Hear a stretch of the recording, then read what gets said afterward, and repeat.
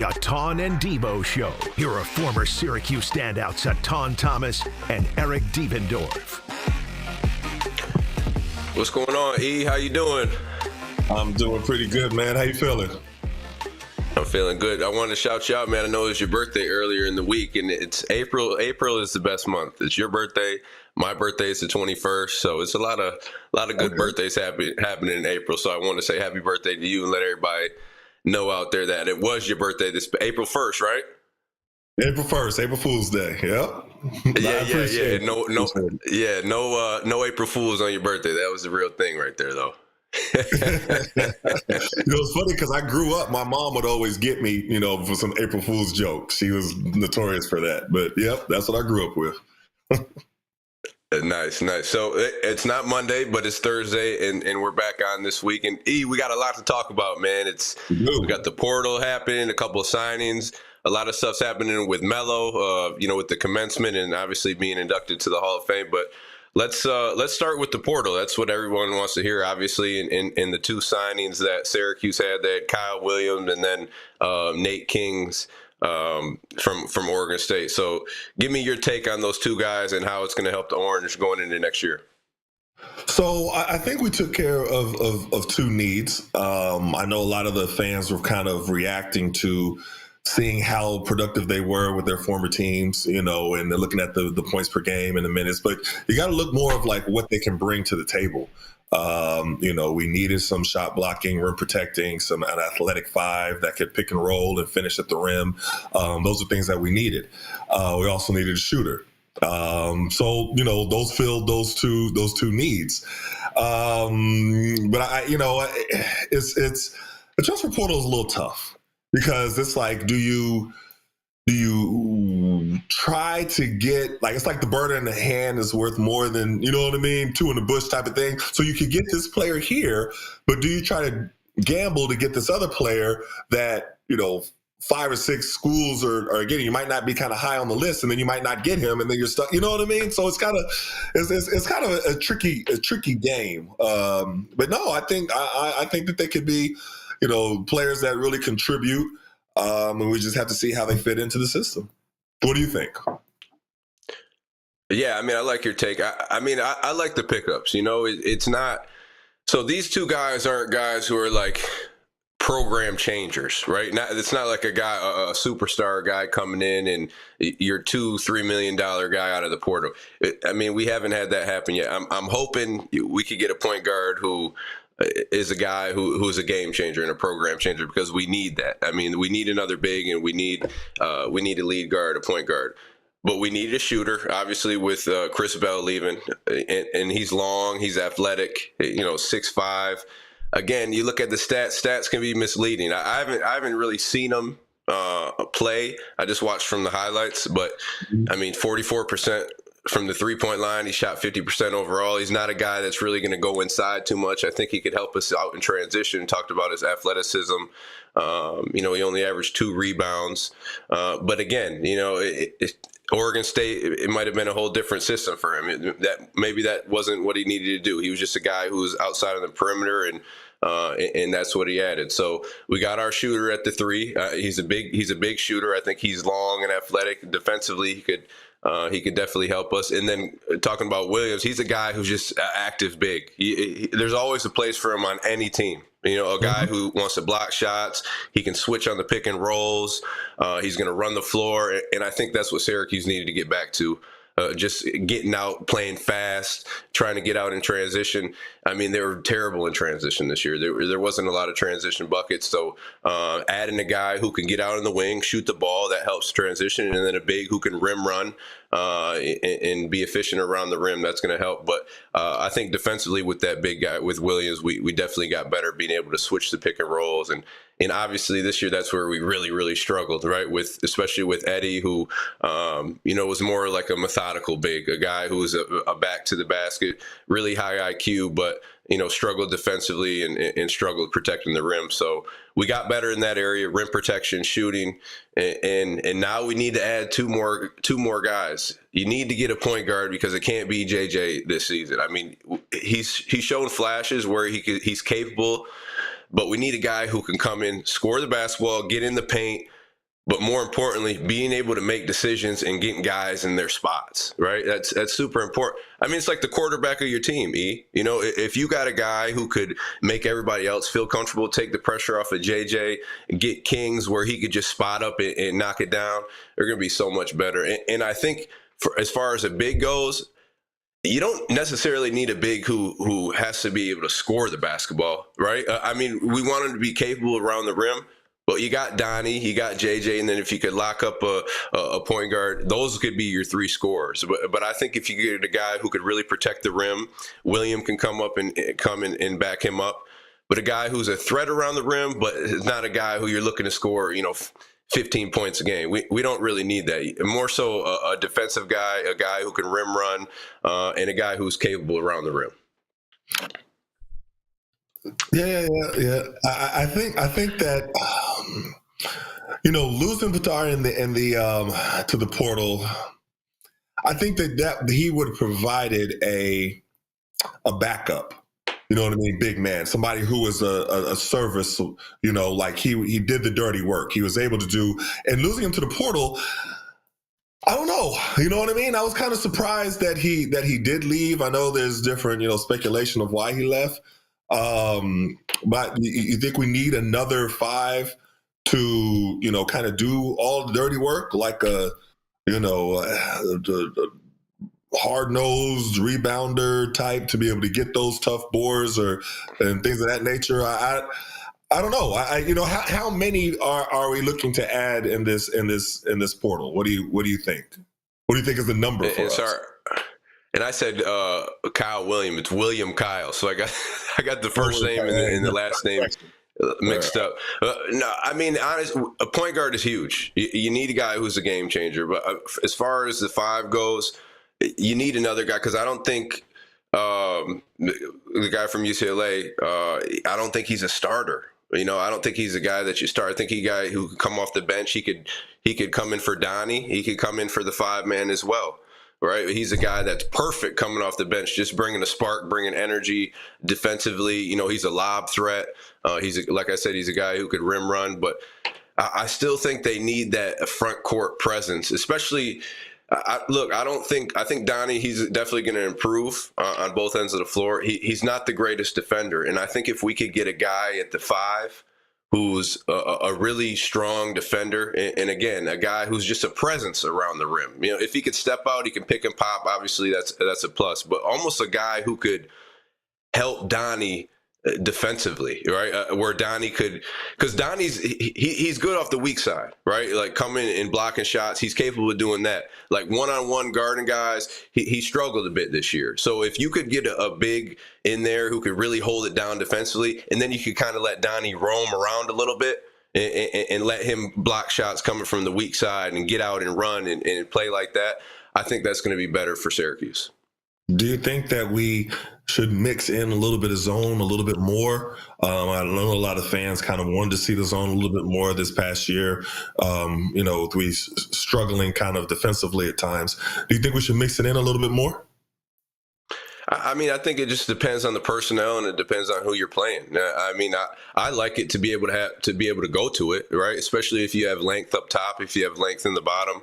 I think it's effective. If you're playing against a team who, shooting the lights out and they're shooting 2-3 feet behind the line, you're going to have to adjust, because if you have to come all the way out, and E, this, we played in the zone.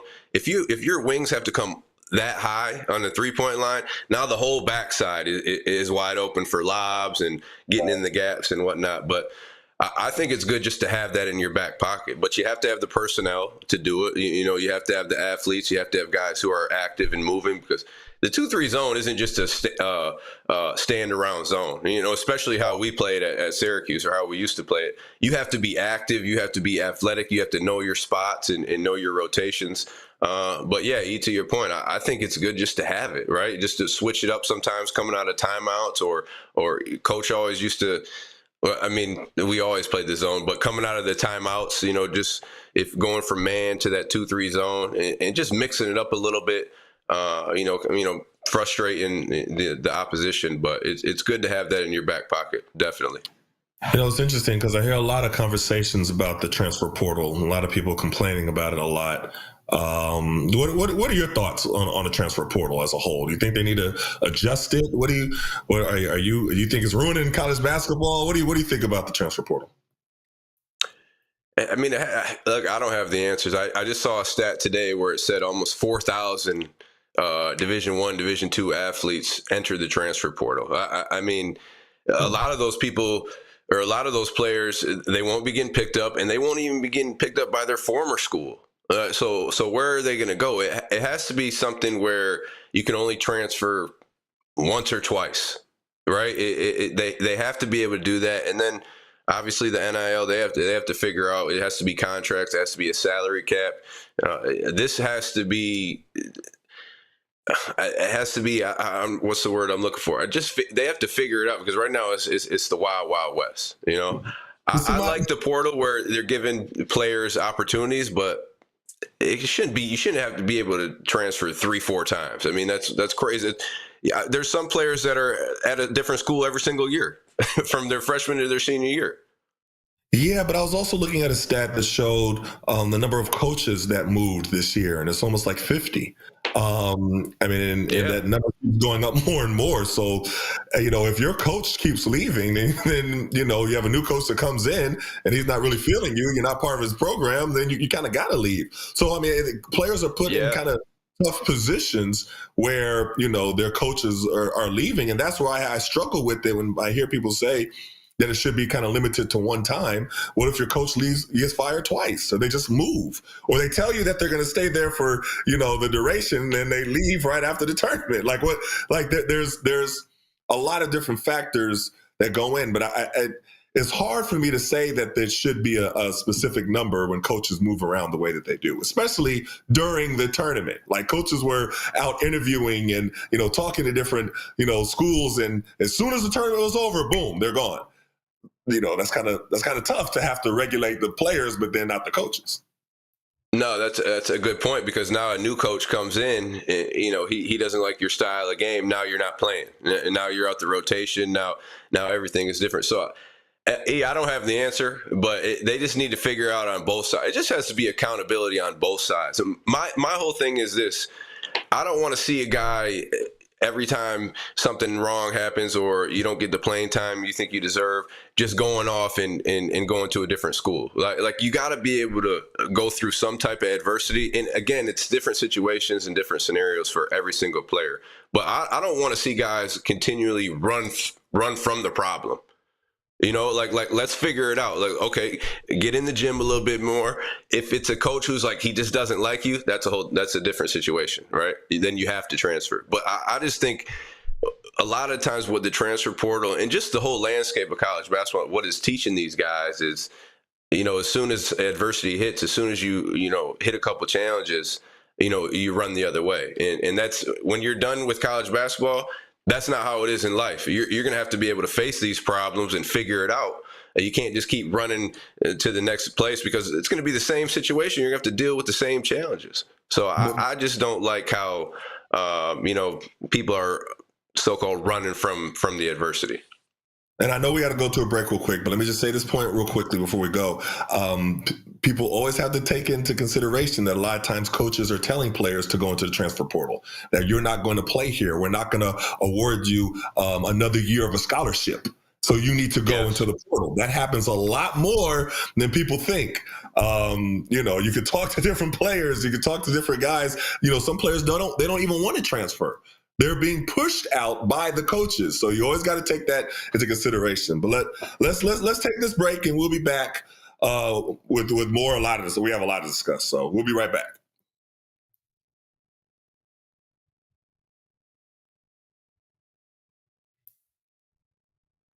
Good. Yeah, that's a good point. You're right. Like, a lot of these guys, man, they are being forced out. Yeah. Man, it's tough, man. It's just they need to figure it out. I don't know what the solution is, to be honest with you. I have no idea. They got to do something, but I don't know what the solution is. I think if they do, if they 4,000 is crazy. Yeah, it's something close to that. But if they figure out the NIL stuff, I think it'll help with the portal stuff, like as far as like a salary cap or whatever it is. Again, I don't have the answers, but if they figure that out, it's not going to be so much transferring in and out. I mean, because a lot of these guys too, look at they're treating it like free agency. They had a great year, and now who's the highest bidder? You know, because you have a good year at Syracuse, they can't afford you. I'm going to Kentucky or whatever else it is. You know, it's yeah. And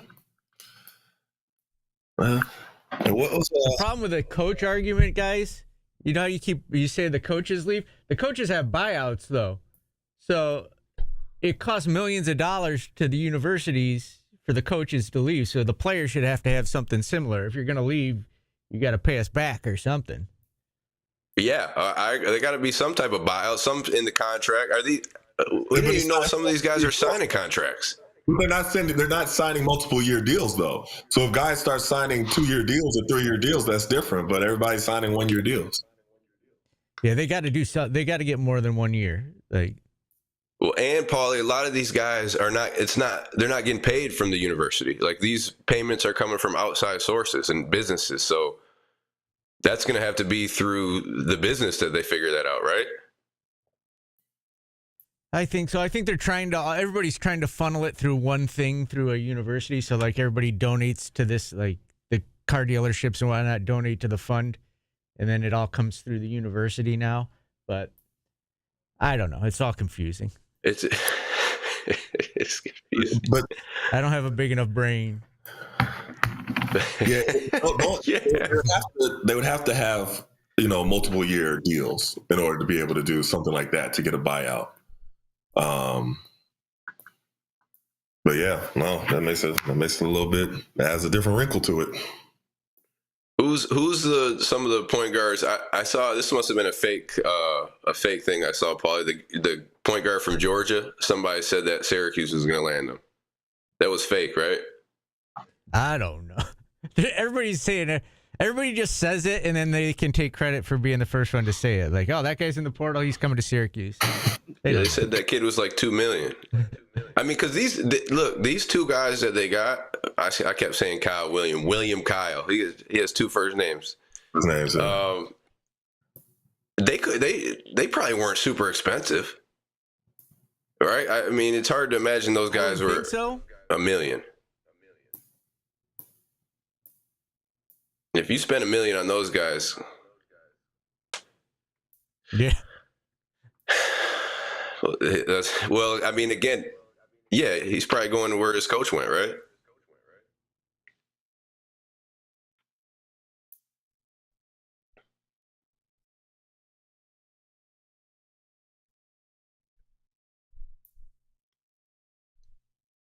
Well, what does it mean when they have a do not call?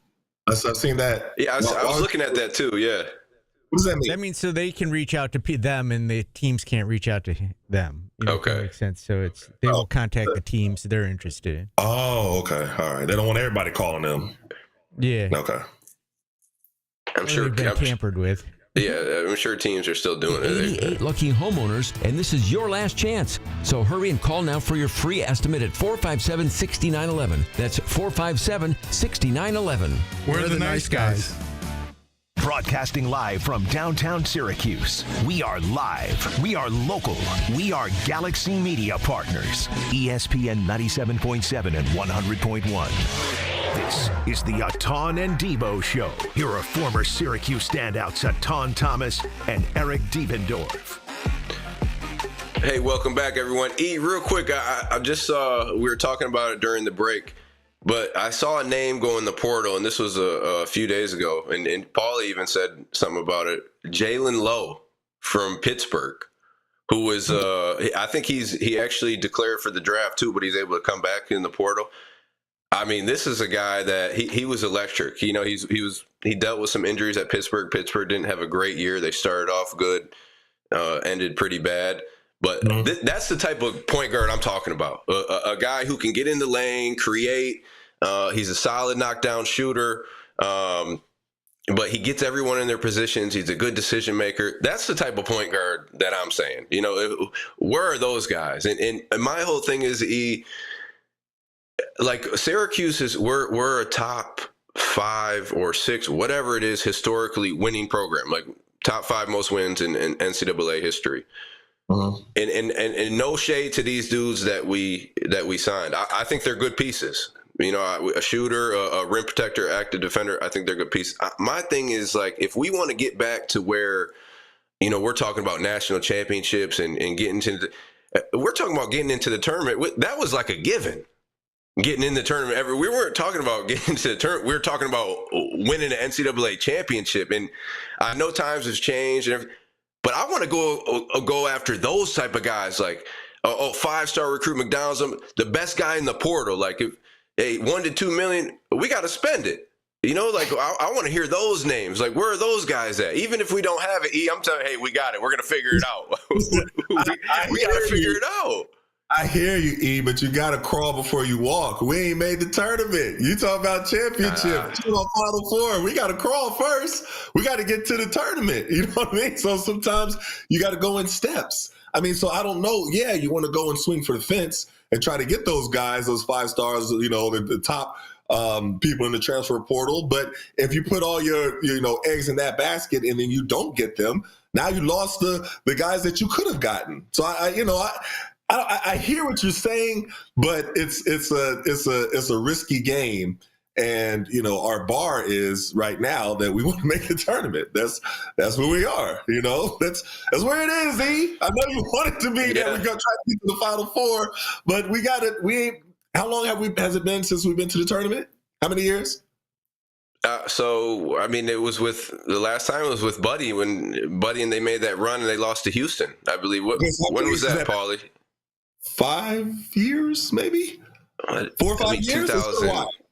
Yeah, it's been a while. It's been a little bit, but even before that, it was like it's like we're on the bubble. We're just getting in. It's not we're in there for sure. Like I don't know. I want to see at least like, hey, we're going after these guys, like the 5-star guys or the top guys in the portal, and I'm sure they are. I'm not saying they aren't, but if we do get these guys that we're talking about, we have to be able to develop them throughout the season, right? We have to see these guys get better throughout the year.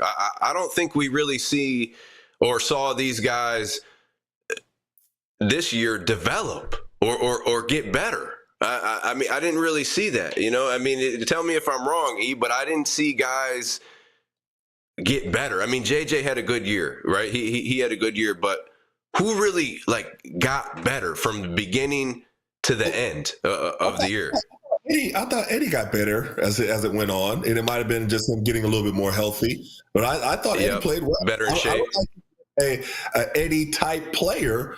Again, to be honest with you, to rebound at that level, the double machine, it just didn't. If we would have been winning, then it would have been kind of shown differently with Eddie. But he was having some monster games. As far as high double games, not like just 10 and 10. He talking about high double, 17 rebounds and 18 points, double. So but he was a liability defensively though, and that's where we really struggled. Like we could, you know what I mean? Like I get what you're saying from the offensive side, but man, he like as a below the rim guy, and I think how we're trying to get, you need guys who play above the rim, who could sprint the floor, get out in the trenches. I need my guards to be able to really score. I can't rely on throwing the ball down to a big. But you got that with William. He can run the floor. He's a big that can throw oops and everything too. Now you need somebody else to go with him to complement him. I thought Petard. I mean, keep saying it. I thought that he was somebody that was going to be good to develop. To be that. I liked how he played when he came in. He played hard. He rebounded. I'd like to get more down to the because I haven't heard a whole lot of reasons why he transferred. But I thought he was somebody that could go in there and battle. But we got to have somebody to do the dirty work, like a big bruiser to be able to get some of those rebounds. We need to. But like you said, we need a point guard. We might need a point guard and a backup point guard. I don't know, but the point guard is a really important position. So, and it's kind of, I don't know the situation. I don't know the situation with Petard. I heard whatever rumors, and I won't speculate on it, but it's a funky situation. Again, we go back to E talking about coaches saying, hey, it's probably be best for you to go somewhere else, and clearing what we're, I guess, cap space. Let's call it cap space, even though there's no cap. There's just clearing room for, to get guys who I guess are better. Right. And you talking about point guard, we haven't really talked about the freshmen too much. They have 4 freshmen coming in, obviously, highly touted Cayenne, number 1 player in the state of New York. And I think he's super talented. It's going to be an adjustment period with every freshman. Look, unless you're coming in like Melo or KD or Anthony Davis, those are few and far between. Those guys aren't really coming in like that. Maybe the kid from BYU, we talked about a while ago, who's getting $7 million. You better come in like that. If you're getting $7 million, you better come in like that. But the left-handed kid from Australia, he's a point guard. He's like 6'5", 6'6". Maybe he's the backup. They got Sadiq White, who's 6'9", 6'8", 6'9", long and athletic on the prototypical Syracuse wing. Right? Can't really shoot the ball. He's raw. He's super athletic. But defensively, we got better with those guys. And the other guy, Womack from Milwaukee, I think he's a bigger guy. He's a bruiser, but he could play out on the perimeter as well. So, but again, these guys, these freshmen coming in, they're unproven. We're talking about guys who've played at the college level, with the transfer portal, and give us some proven guys, right? We hope that these freshmen can come in and contribute, because they're going to need to, especially if they don't land a point guard. It's going to be tough. It's going to be tough. I kind of want to caution people from putting too much pressure on Cayenne too early. I mean, he's a great player. I liked everything. I've seen a lot of his games and everything like that. I think it's kind of an unfair comparison to think of him in terms of his dad. You know what I mean? Because Melo was a special player. If you're talking about Melo as one of the greatest freshmen to come in, you know what I mean, and lead their team to a championship. They're comparing him to Cooper Flagg. Is Cooper Flagg is he on Melo's level? If they, that's the type of conversation. I'm saying that's the conversation. It's too much to put that on Cayenne his first year, in my opinion. But I see people doing it. I think that's a lot. I think that's a lot to put on him. That's my personal opinion. I think he's a great player. I think he's going to come in. He's going to, but there's going to be a little bit of an adjustment period, because for instance, they don't have the 6-year seniors as much anymore like they had this year, but you're going to have 5th-year seniors. You're going to have, guys that are 5 and 6 years older than him. There's going to be an adjustment period. So I don't know. Just don't put too much on him too early. That's what I'm saying. Yeah, he's not a guy who's going to come in and average 20. I don't think. I hope he does. That'd be awesome. He just comes in and proves. I hope he proves both of us wrong. Right? Come in and just shock the world and do your thing. But I think he's going to come in and contribute for sure. Now, does he start? I mean, look, I don't know. I don't know if there's pressure on these guys to start him just because he's coming in and Melo expects, his son to play. I have no clue. That's for the coaches to figure out. I would assume that he has to play at least 20 minutes a game, his freshman year. I'd assume that. And then you'll gauge it by, how his play is. But real quick, let's go back to I just got to rewind real quick. I saw this on Instagram. They were talking about Cooper Flagg and Melo, and Cooper Flagg's better than Melo. Man, listen, look, man. It's not even man, this dude Cooper Flagg was not on Melo's level. The skill like that yes, he's skilled, Cooper Flagg, and he's cerebral. He has a high IQ. He's probably more athletic than Melo was. I don't know. He's super athletic, but man, when Melo got you in, you don't see Cooper Flagg doing what Melo was doing in the mid post and out on the perimeter handling the ball. Please fall back with all those. Cooper Flagg is better than Melo. Melo was one of the greatest college basketball players of all time. To come in and do what he did, and that's no shade on Cooper Flagg. Cooper Flagg's probably be the number 1 pick in the draft, but man, to say that he's better than Melo, come on, man. It's different. I know. Let's take a break real quick and come right back. But I had to get that out real quick, man. Don't say that about my guy. The 2025 NFL. That's good. Yeah, man, I saw that on Instagram. Somebody said he's better than Melo. I'm like, man, no way, man. What are you talking about? It's a whole different ball game. It was way more physical back then. Nah. Yeah, I feel you. I do feel you. Now people, he win a national championship. Now people be like, yeah, we told. Man, listen, I mean, I still ain't hearing it. I think I picked Duke to win. Yeah. It's hard to really go against them. If I was a betting man, I'd pick Duke, but it's tough to cheer for them. I'm gonna be honest with you. Yeah, I can't cheer for Duke. I'm not cheering for Duke, but I got to give credit where credit's due. I got to do that, but I ain't cheering for Duke. No, Shire's done a good job, man. He's done a good job. These are the teams I hate cheering for. Yeah. Duke, Utah Jazz, and San Antonio Spurs. I got you. I don't know. They all go. They're all in the same boat to me.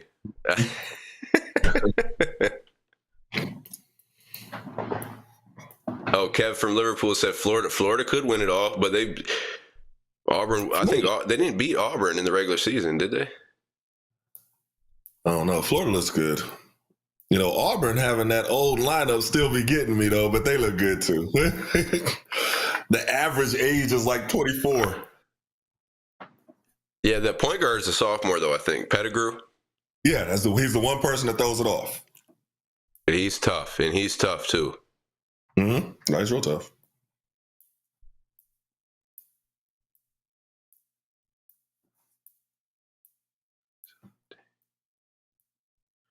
I want to come back and kind of touch on Melo and being the commencement speaker and making the Hall of Fame. That's cool.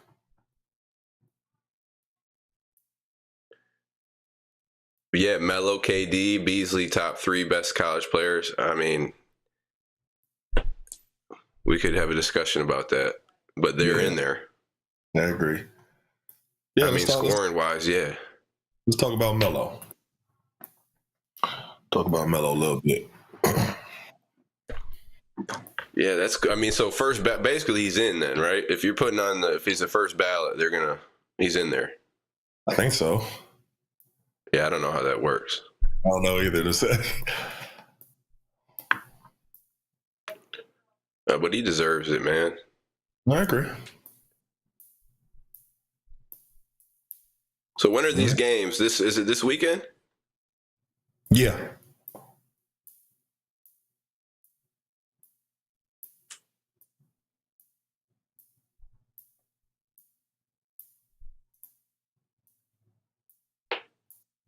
All right.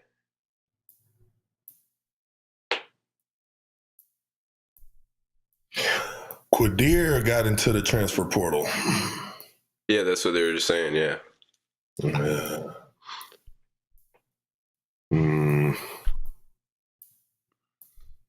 I mean, he's going to NC State, I believe, with this guy. Yep. It makes sense. They took the other guard, though. The other guard just went there that was hurt from McNeese. Really? Yeah, Alan Breed. Wasn't too familiar with McNeese. Yeah, I guess he's a senior.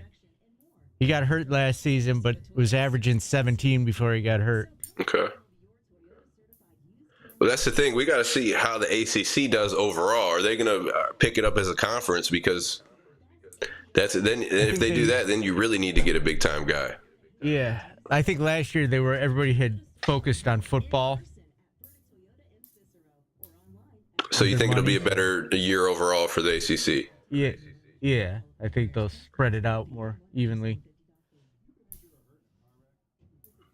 We shall see. We shall see. I mean, the portal closes 22nd, right? April 22nd. Paulie, any point guards that you're hearing for Cuse or nothing? No, I got nothing. Here we go. Grid Law 1010, ESPN Radio 97.7, 100.1, 1200 AM and 1440 AM. This is the Etan Devo Show. Here are former Syracuse standouts Etan Thomas and Eric Devendorf. Hey, E, I'm just going to tell you, we're going to Paulie for the recruiting right now. But Paulie, he's not on the end right now as far as the point guards go. We're in the same boat, Paulie. Don't worry about that. I don't know either. Hey, E, let's touch on Melo real quick. Some pretty cool stuff happening. One, he's going to be the commencement speaker for the graduates this year. They'll do it at the Dome. They do it at the Dome every year. So that's a pretty awesome accomplishment to get, right? And then number two, he's being inducted into the Basketball Hall of Fame, which obviously he deserves. 10-time All-Star, national championship here at Syracuse, 3-time gold medalist, 19 years in the NBA. Yeah, probably one of the best offensive basketball players of all time. Without a doubt. So it's just pretty cool to see one of our Syracuse brothers, have all that happen to him, and deservingly so. No, definitely. Definitely well deserved. And his first team, first ballot. So I think that's great. I mean, I don't know what that actually means. It means that he's a shoo-in. There's no more debate or something like that. But I think that's great. And so I also saw an interview with Melo. He's been in the news a lot lately.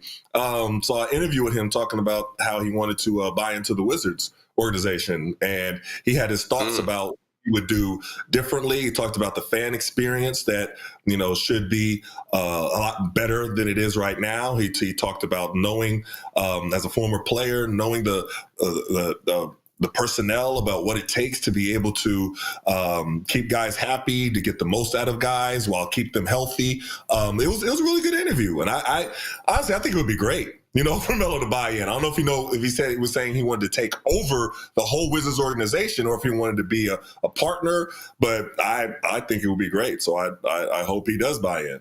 I think the city would definitely embrace him, and his roots in Baltimore. I mean, and, everything that he means to the area, I think it would be great. Yeah, obviously he'd come in with a group, I assume. But E, to your point about Melo buying, I think that'd be better for the NBA to get more former high-level players buying in, right? And just instead of having, just businessmen who are owning the teams who really don't know the game, never played the game, don't know what it takes and the sacrifice that these guys made to even get to this level. So I think that's a good point that Melo made, knowing what these guys need and want to be comfortable and to feel better, because when you feel better, you're going to play better. When you play better, obviously the team's going to do better, right? So I would like to see more former guys getting together with groups and trying to buy into these teams. And look, I say this all the time, and I'm not saying that if you didn't play basketball, I'm not saying that you can't be a good coach or you can't be a good owner or GM or whatever it is. But for me, from my perspective, I want guys who've been in the fire, who know what it takes, like who've been there. So like when they speak on it, they experienced it, right? Not just watching from afar. And again, there is some people who can do that who didn't play. I understand that they're good at putting guys together, whatever it may be. But if I want to roll with somebody who's been there, so once you got guys who are owning these teams who have been through it, like automatically these players are relating a little bit more. They feel a little bit more comfortable rather than, talking to this guy owning the team who's a billionaire who has no clue really anything about you, right? Mm-hmm. Or what it takes to win these basketball games or what it takes to get to this level, right? It's a whole different thing. What's your take on that? Because I just want to see more guys who played the game get involved on that level in the administration.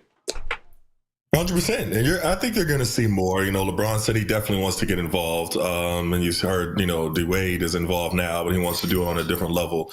But you're going to see more. But I think Melo would just really be great for this Wizards organization. I have a lot of respect for him, both on and off the floor. I interviewed him for my book, We Matter. I was talking about him, and actually right behind me, and talking about him when he was protesting in Baltimore and Freddie Gray happened. And he's somebody who was out there with the people. He was marching with the people in Baltimore. And that's why one of the many reasons why, Baltimore really wraps their arms around him and respects him, because he cares about the city as a whole and the things that go on in the city. So I can't say it enough. I think it would be a great move. So hope we see that happen here soon.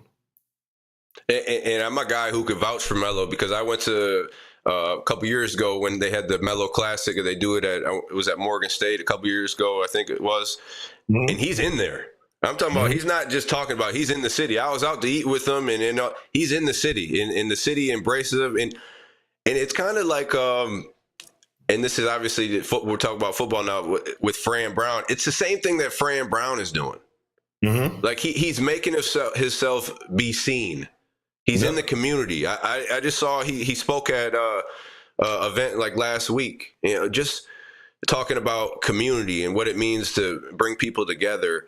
When you hear, look, everyone kind of says the same thing about it, but when you hear it from that type of person and that caliber person, like from a head coach of a football team or Carmelo Anthony, it hits a little bit different. 100%. It just does. That's why I think it's so important for these guys to get out in the community, be in front of the community, engage in the community. If there's any events going on or something where you could speak at or get your name out, people are going to listen to you talk. That's what I was kind of talking about, especially with this NIL. I think that's why Fran is killing it so much. Like even with the basketball staff, the Syracuse, like get out there and put yourself in the community, because now they're feeling like they know you even more. Right now, your NIL is going to be, it might not be a huge jump, but if you're doing this year after year, you're in the community, you're engaging, you're shaking hands, you're talking to people. They know you now. They know what type of person you are. They don't. All they can do right now is assume what type of person you are.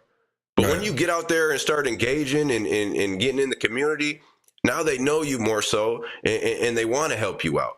Right. Yeah. So I think that's super important to when you're that caliber person, position, whatever it is, and get out in the community and support your community. It's just going to help everything else. And I think that's what Melo's done a great job of. And I think that's like you talking about. That's why Baltimore really embraces him. And he could always go back and do stuff. There's certain people where they're from, whatever city they're from. People don't want them to go back because they feel like they've never done anything for the community, elsewise. Like whatever it might be, when you leave, you don't come back, right? And now you want to come back and do a whole thing. Where were you 20 years ago? So I just think that's important, and for me, I love it. I love being out in the community, and just the little platform that I have. I want to get out there and try to make an impact and try to make things happen. So I just love when I see people doing that. I know we got a little off track, but I think that's what Melo has done a great job of, and hey, that's why he's a Hall of Famer. That's why, hey, if he wasn't involved in the community, I don't think Syracuse would ask him to come back as a speaker. Maybe they would. Maybe I'm wrong, but it doesn't hurt that he's out there and he's showing his face and he's in the community. I agree. And that's why we suggested before that he would be great as being the assistant GM, and for Syracuse. I still think it would be great for him to do, but we'll see. I know we got to go to a break, so let's go to a break and we'll wrap it up when we come back. This is Orange. Yeah, he's Trae Young, right? Was that the one who just was it Oklahoma? Yep. Yeah, it's just smart. People like remember we were doing the going back and forth with the guy on Twitter. Yeah, dude, come on, man. It's not. It says assistant GM. Yeah, and even to that point, he's like, "Oh, it's just a title. It's just a title." Well, yeah, we know it's just a title, and we know they're not going to be on campus and doing all that. That's not the point. The point is it brings recognition to the program. Right? It's a notable face. There's no loss in doing that. Like there's no time happen from that. So at all. I mean, and I'm sure they're not asking for any money. I doubt they are. Yeah, probably not. It's not like it's just they want to help out their alma mater, man. It should have been a no-brainer. You should have already asked him that. Man, just represent. This is what just represent us. Help us out. Hey, put a couple posts out saying I'm gonna be at Harry's, whatever it is, doing come through. This all this goes back to the NIL. Man, Melo did an appearance. You got $25 a ticket. All that goes back. Come on, man. There's so much you could do. So much you could do. Hopefully they're still going to ask him to do that. Or somebody, man. Seriously. Yeah, I mean, that would be the guy. With Steph Curry, Davison, Trae Young, that would be the guy to ask is Melo. And it makes sense. Your son's here. Right. But Joanne, well, I still want to ask about this Steph Curry. Like that, I thought that was just amazing. I don't know if we have time though. How much time we have when we come back? Paulie. About 7 minutes. Okay, cool. We can talk about that quick. Let's hit it quick. No, I'm wrong. Hold on. Oh Lord. 5-6 minutes. You're good. Okay.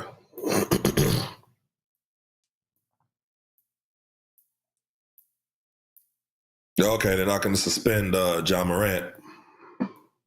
You said they are or they aren't? Yeah, they're not.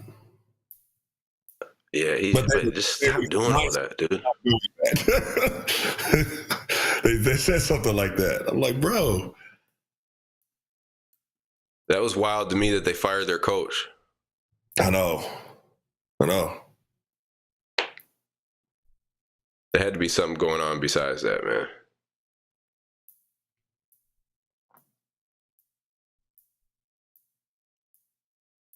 Yeah, that was crazy too. What's that? Look, Kyan not making the McDonald's game, even though he was the number one player in New York State. Yeah, I don't know what criteria they have, so I don't even know how they do it. Because I remember before, who was it last year? That was kind of. Who was it? Oh, my man that went down to UCF. I had all the hype around him, and he didn't make it. What's my man's name? Oh, Mikey. Mikey. Yeah. I don't know if that was because of all the other stuff, but I don't think so. I was surprised he didn't make it, to be honest with you. I was. Didn't he commit to Memphis first? Yeah. Yeah, I don't know. It was probably all that extra stuff, just to be honest. You think so? Yeah. What happened to the show? Here are former Syracuse standouts Etan Thomas and Eric Devendorf. I want to ask you this. If you saw Steph Curry light it up for 52 points against the Grizzlies the other day, that was amazing. Like, I was sitting there watching. I'm like, man. And it was like 12 for 20 from threes. Like, it wasn't like it was efficient. And he had like what do you have, 16, 17 rebounds? So he's getting a long read. It was very impressive to me. I mean, this dude right here, Steph Curry, and he came out in the same class as I did. No way did I think he was going to be doing this. Like, he changed the game of basketball with how he could shoot the basketball. I mean, if you ask any legend, like all the greatest guards, they say the same thing. Like, hey, that's AI. So Allen Iverson is my favorite player all time. Allen Iverson said Steph Curry is his favorite player of all time. Like to get that from a guy like that, come on, man. Like Steph Curry, not only is he making 12 threes, but do you see the difficulty that the shot? These aren't like wide open three. Like, dudes are doing their best to push him off the line, like pump fake with a guy. It's just unbelievable. So we were talking about John Morant and doing all the whatever he did. And that's a whole nother story. But one thing that you probably should learn from that, John Morant, don't rile up your guy, Steph Curry. Because right after you did that, he just went and he put on a show and gave you 52. Right? Yeah. So I wouldn't be saying anything else to this guy. Like, just, it's just unbelievable. Whenever I see Steph Curry go off like that, I always want to go back to what all the scouts said about him when he was coming out. So I pulled it up, and this is what they said. They said, too skinny. Lacks great athletic ability, far below NBA standard in regard to explosiveness. Extremely small for an NBA shooting guard. It was all negative. So then you look up and he's like, 11-time All-Star, 10-time All-NBA, you know what I mean? The greatest shooter probably ever and everything like that. But that was the scouting report on him when he was coming out. So that tells you, young people, young athletes, young players, you can get better. You can prove scouts wrong no matter what they're saying about you at any time. Look at Steph Curry. And going back to what we were talking about a little bit ago, some of these scouts, not all of them, have never played. Never played. Have never played. Never played. So you're telling me I'm no good, and you never even played. Yeah. How could you, man? You shouldn't even be able to have an opinion, right? At all. If you never play, how do you get that job? Like I understand like front office positions. I get it sometimes. Like that's for like an economic thing or for the money budget, whatever. Yeah. But if you're scouting basketball players and you never played, I don't care if you've been watching basketball for 30 years. It doesn't matter to me.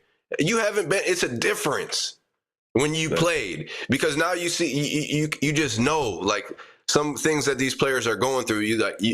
All right, yeah, I get it. I've been through that. I played. These scouts were saying he wasn't this, he wasn't that. Man, this man is one of the best players of all time. Top 10. He got to be top 10. The most 3-pointers made of all time by like a lot. Yeah. And he's still got ways to go. How many more years he has? You would say he has a good 5. No, I agree. But you mentioned Ja Morant. So let me just say this real quick. Ja Morant, huge fan of yours. You are an incredible talent. You are an elite level player, like the top tier. You gotta stop up, man. Like you got to talk to Gilbert Arenas. Talk to that was my former teammate, and what he went through when he was doing after he got the gun thing, and then he was doing the pew pew, you know what I mean, and then he got suspended. Now you dodged the bullet. They said they're not going to suspend you, but you're like on probation. You're like on thin ice. Like you got to tread lightly. You don't need to get involved. You're elite. You was going to be the face of the NBA. That's the level of talent that you are. And then you got to be able to conduct yourself on that level, because also you're messing up your money.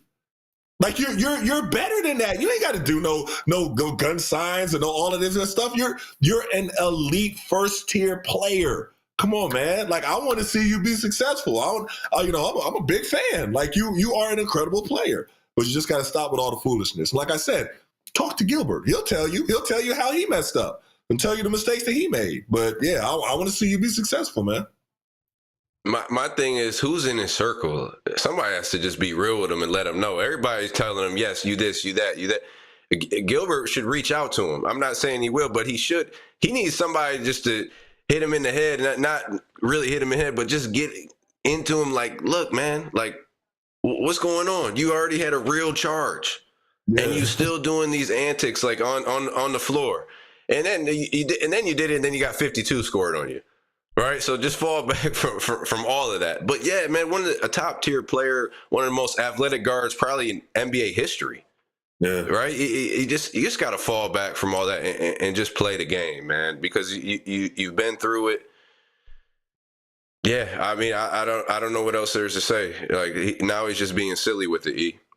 Yeah, you gotta be smarter than that, man. But hey, we're at the end. Appreciate you. Always fun talking to you, man. It's crazy because the hour goes by so quick, man. But always a pleasure. Always a pleasure. Hopefully next time we'll be talking about an elite point guard and elite big coming to the Cuse. We'll see you guys next week.